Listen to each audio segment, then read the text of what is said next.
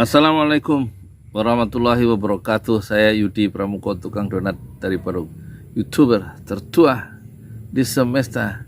Selamat berbahagia penonton semua di 5 benua. Kali ini saya akan membahas tentang musuh-musuh dari Anies Baswedan ya.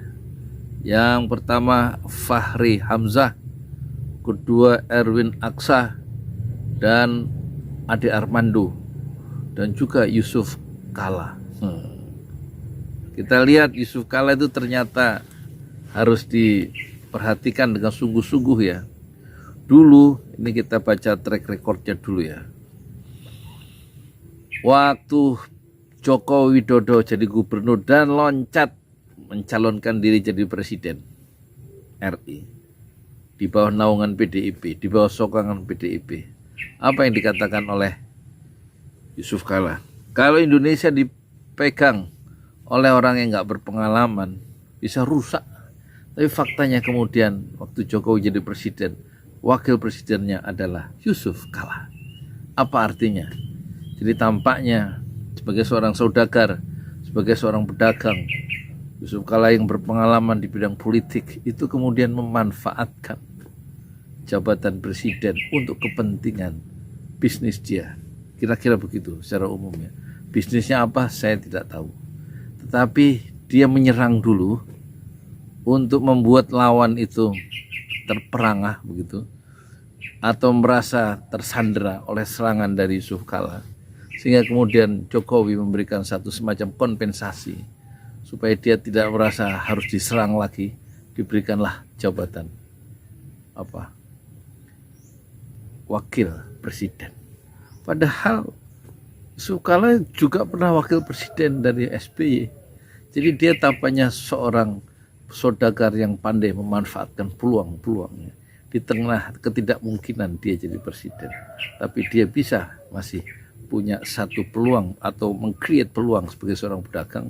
Di tengah-tengah masalah itu dia ubah menjadi peluang. Itulah Yusuf Kala dan grupnya, termasuk Erwin Aksa, yang kemudian menyerang Anies Baswedan sekarang, yang dicalonkan banyak orang.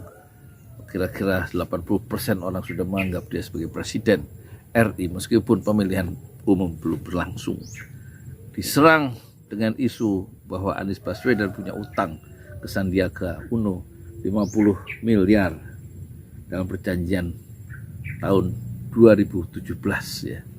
Saat konteksnya adalah pemilihan gubernur DKI.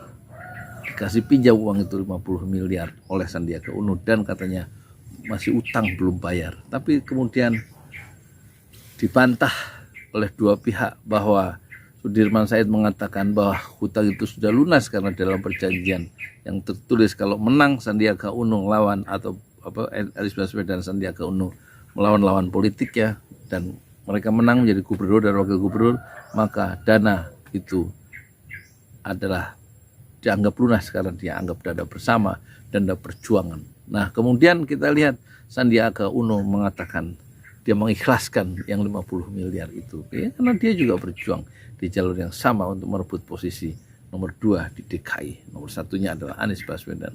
Pertanyaannya, kenapa Erwin Aksa yang keponakan Yusuf Kala itu dia mengangkat isu terhadap Anies dengan menghajar isu 50 miliar utang Anies belum dibayar? Itu karena polanya sama dengan pamannya, yaitu Yusuf Kala. Ketika dia mencoba membuka peluang untuk memanfaatkan Anies yang kelak akan jadi presiden, sekarang dia diberikan semacam sandera bahwa Anda punya utang 50 miliar Sandiaga Uno dulu, waktu dia juga ikut dalam proses penandatanganan atau dalam proses perjanjian utang piutang dalam memenangkan Anies Baswedan. Tampaknya menarik perhatian, mencuri perhatian, itulah yang dilakukan oleh Erwin Aksa sebagaimana dulu dilakukan oleh Yusuf Kala dengan mempersoalkan kemampuan dari Jokowi dalam memimpin Indonesia, padahal pengalaman belum cukup baru 2,5 tahun menjadi gubernur DKI. Itu yang pertama ya. Jadi pola Erwin Aksa itu sebenarnya kita harus curigai. Motifnya adalah ingin memanfaatkan nanti satu saat kalau kalau Anies Baswedan menjadi presiden, maka dia akan memanfaatkan Anies Baswedan sama dengan gaya para saudagar. Begitu juga serangan-serangan ke Anies itu bukan hanya serangan soal isu uang, tapi juga bahwa dia diserang sebagai bapak toleransi, bapak politik identitas, disebut sebagai orang bukan keturunan Indonesia tapi keturunan Yaman, orang yang sangat dekat dengan Habib Rizik, kalau nanti jadi presiden akan menghidupkan kembali Front Pembela Islam sebagai organisasi terlarang. Ini kata orang Nasdem ya. Jadi dia juga punya, Nasdem juga harus dicurigai yang sudah mendeklarasikan Anies ternyata juga karena mereka juga adalah saudagar, yaitu Surya Paloh. Jadi kita harus curigai mereka juga akan menitipkan ya kompensasi atau istilahnya yang sudah mendukung, tentu mereka akan mendapatkan sesuatu, mendapatkan kompensasi atas deklarasi 3 Oktober 2022 di Nasdem Tower. Jadi isunya adalah bagaimana kalau nanti Anies jadi presiden, maka Nasdem tidak akan membiarkan HTI dan Hizbut Tahrir Indonesia dan Front Pembela Islam itu akan dihidupkan oleh Anies Baswedan. Jadi dia mencoba menyandera kembali ya Anies Baswedan dengan isu politik identitas, katakan begitu, sebagaimana Erwin Aksa dia akan menyandera Anies dengan isu utang 50 miliar yang perlu dibayar, dan kedua-duanya ya oknum-oknum di Nasdem atau mungkin juga Nasdem sendiri dan juga oknum-oknum pedagang yang merupakan saudagar-saudagar dari Sulawesi itu itu mencoba memanfaatkan peluang karena mereka sudah yakin yang akan jadi presiden adalah Anies Baswedan. Jadi isunya itu macam-macam, isu Formula E gagal dimainkan, isu toleransi, intoleran itu juga gagal dimainkan, dan lain-lain, karena jejak rekam sebagai gubernur itu mementahkan semua isu-isu itu. Dan yang paling kencang secara vokal adalah Fahri Hamzah. Apa susahnya menggunting pita proyek pembangunan dengan anggaran APBN DKI katanya? Apa susahnya, kata Fahri Hamzah. Jadi Fahri Hamzah kita harus curigai punya motif apa sebagai wakil ketua umum Partai Gelora. Tentu dia juga ingin menarik perhatian Anies Baswedan sebagai orang partai baru di Gelora akan mendapatkan sesuatu jika Anies Baswedan itu menjadi presiden. Tentu bayangan kita kemungkinan Anies atau Fahri Hamzah itu mengincar posisi eksekutif di kabinet, karena dia meskipun 15 tahun berperan dalam panggung nasional, tapi posisinya adalah tidak memiliki anggaran untuk memerintah karena dia hanyalah seorang anggota parlemen yang kekuatannya adalah di kata-kata dan pengawasan secara lisan.